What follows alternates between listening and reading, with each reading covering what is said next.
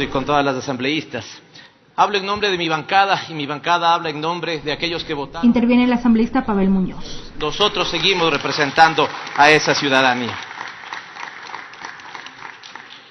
No sé si nos damos cuenta, asambleístas, de que lo que estamos debatiendo ya no tiene ningún sentido, porque la falta de respeto del Ejecutivo respecto a la Asamblea hace que lo que estaba estimado de una forma con el anuncio de esta mañana sea totalmente distinta. ¿Cambian o no cambian los ingresos cuando van a subir la gasolina extra y el diésel premium? Si cambian, la proforma no tiene ningún sentido como está siendo presentada. El debate prácticamente es estéril. En ese sentido, al asambleísta que ha hecho esta propuesta, al asambleísta Castañer, le pediría, asambleísta, pensémoslo bien, no nos demos la vuelta. En este momento debemos aprobar o no aprobar esta proforma. Y a esta no hay que aprobarla. Porque como usted bien dice, se está adelantando las navidades para el pueblo ecuatoriano, pero en el sentido contrario. Un paquetazo se le está poniendo y metiendo al pueblo ecuatoriano. Y sospecho, y no ya no sospecho, tengo la seguridad de que si nosotros el día de ayer, y ayer yo en la tarde mandaba un mensaje a la ciudadanía a través de mi cuenta Twitter y anunciaba este elemento, y hoy como bancada lo dijimos en una rueda de prensa. El gobierno tuvo que salir a anunciar lo que seguramente quería que pase sin que nos demos cuenta. O si no, permito hacerle una pregunta a los miembros de la bancada de gobierno. ¿Conocían ustedes esto? Y a los miembros de la comisión, ¿conocían ustedes esto? Y al asambleísta Castañer dice, no, no se nos informó. ¿Dónde está entonces el nivel de transparencia sobre el acogimiento de las 17 observaciones planteadas? ¿Dónde está?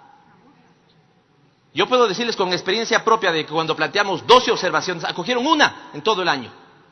Y entonces en este momento, asambleísta Castañer, le pido de favor, no nos demos la vuelta.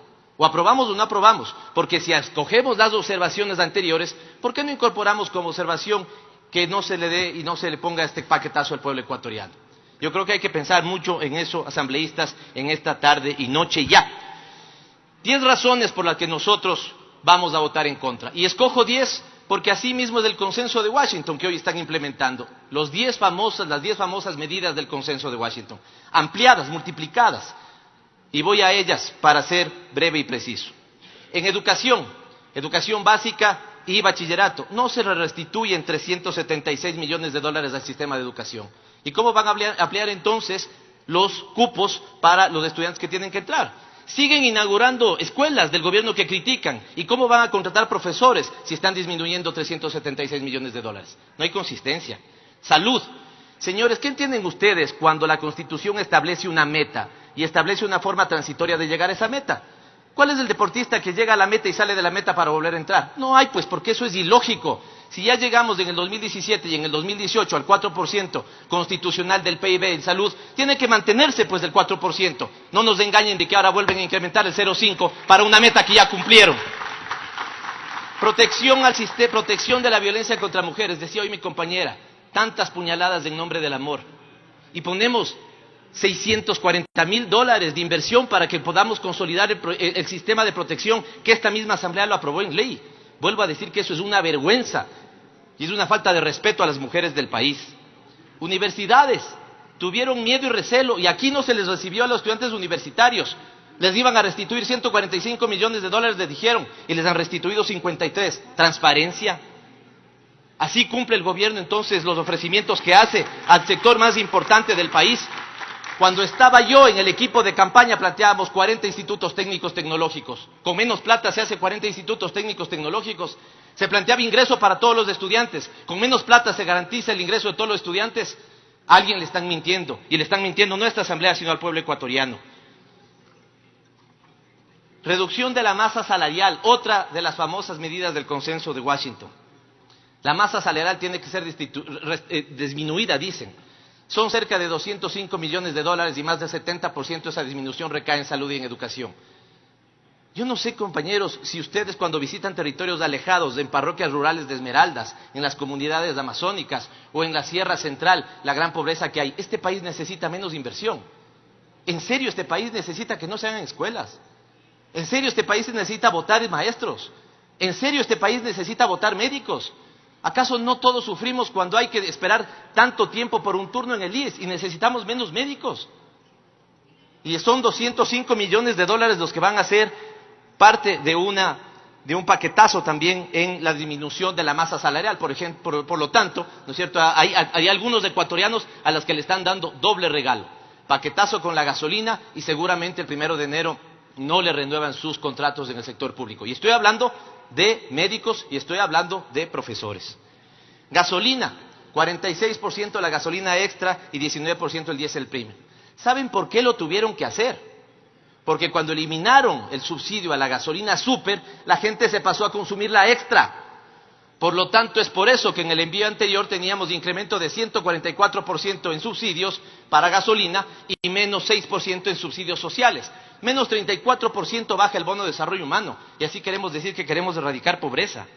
Concesiones, $1.000 millones menos. Los asambleístas de la comisión saben que si ese dato es sobreestimado, se incumple la regla fiscal. Y si se incumple la regla fiscal hay una ilegalidad, porque debe haber más ingresos corrientes que gastos corrientes. Por lo tanto, si no sabemos dónde son las concesiones, en qué tiempo, en qué sectores, y es cierto que son $1.000 millones sobreestimados, entonces, ¿qué está pasando con esos ingresos? Más de $4.000 millones de endeudamiento no tienen fuente. Aquí hay dos cosas, o no la consiguieron o esa fuente es del Fondo Monetario Internacional. Por eso les están dictando esta receta. El noveno, Campo Ispingo. ¿Qué campo es? ¿Tienen la licencia ambiental ya? ¿Cuándo van a empezar a producir? ¿Los ingresos entonces que estiman por esa producción petrolera son ciertos o no? En ese sentido, maltrato a la Asamblea Nacional. No podemos nosotros ni siquiera tratar algo que en este momento es absolutamente inconsecuente.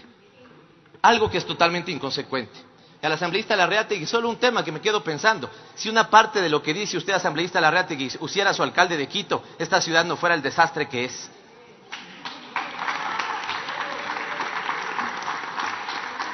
Por lo tanto, presidenta, proponente, no podemos darnos las vueltas. O esta proforma se aprueba o esta proforma se niega, se rechaza, se vuelve a entregar. Creo que la Asamblea Nacional, y estoy hablando en nombre de los 137 asambleístas, no solo de los de mi bancada, no debe ser cómplice de este paquetazo. La Asamblea Nacional no debe ser cómplice de un gobierno que no tiene orientación.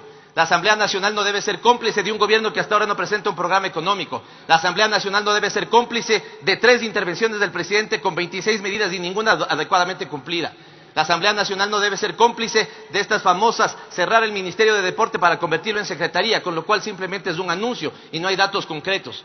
La Asamblea Nacional no debe ser cómplice de eso, porque yo no estoy dispuesto con el resto de mi bancada a votar en contra del pueblo ecuatoriano y meterle ese doble paquetazo que no es sino el regreso del neoliberalismo al Ecuador. Gracias, presidente. Termina su exposición.